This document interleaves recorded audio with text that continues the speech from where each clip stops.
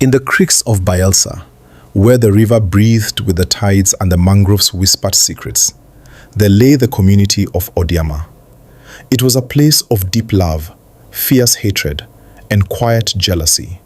Three forces that ruled the hearts of its people more than any law. At the center of it all was Chief Peretubo Ebiakpo, the paramount ruler. He was once a man of strength and wisdom, loved for bringing peace after years of clan disputes. But time had changed things. Whispers began to travel faster than the river current. Whispers that he had grown weak, indecisive, and blind to the struggles of his people. Unknown to him, a secret meeting had already taken place under the cover of night. Gathered in Chief Tari Selekere's compound were powerful chiefs and elders, men like Chief Inengite Daka, Elder Biobele Moye Kuro, and Chief Tamuno Ikoli. Their voices were low, but their intentions were loud. He no longer listens, Tari Selekere said, his eyes burning with quiet ambition. Our community is suffering, added Daka. He must step down, Kuro concluded. And so, a plan was born. The day of the great meeting. The village square was filled to the brim. Women stood in clusters whispering. Youths leaned against wooden poles, watching closely. Elders sat in front, their faces unreadable. Chief Peretubo Ebiakpo rose slowly, leaning on his carved staff. His voice carried authority, though it trembled slightly. "My people," he began, "we have seen too much division. I ask you today, what is the way forward for Odiama?" There was silence. Then Chief Tari Selekere stood up. "The only way forward," he said firmly, "is for you to step down. You are no longer competent to lead us." The square erupted. "No, that is a lie," some shouted. "He is right," others fired back. Voices clashed, accusations flew. Old grudges resurfaced like ghosts. Suddenly, bang! A gunshot split the air. A young man, Preye Keme, stood with a smoking gun raised to the sky. Panic spread instantly. Women screamed, children ran, dust rose as people scattered. Chief Peretubo did not wait. Surrounded by his loyal aides, he fled the square, his dignity trailing behind him like a torn cloth.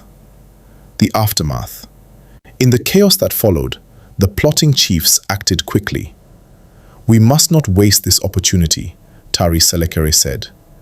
They gathered and drafted a document claiming that the community had voted out the paramount ruler during the meeting.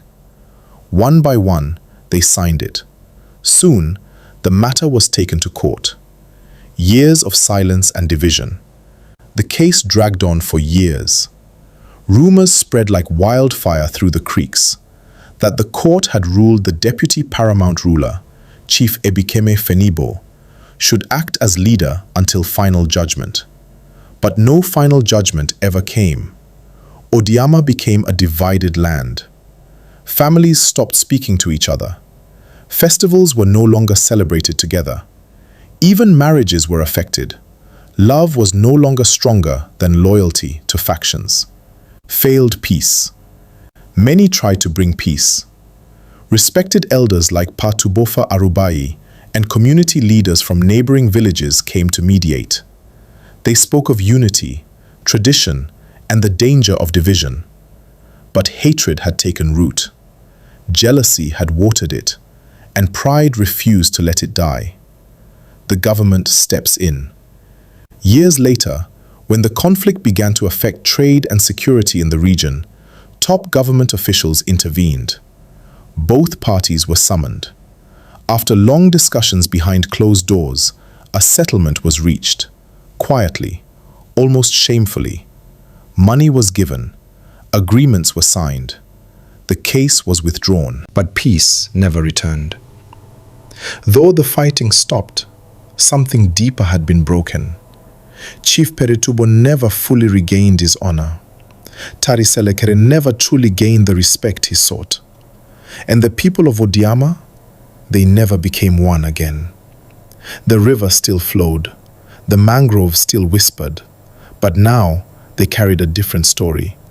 A story of how love was overpowered by jealousy, how leadership was broken by ambition, and how a single moment of chaos changed a community forever.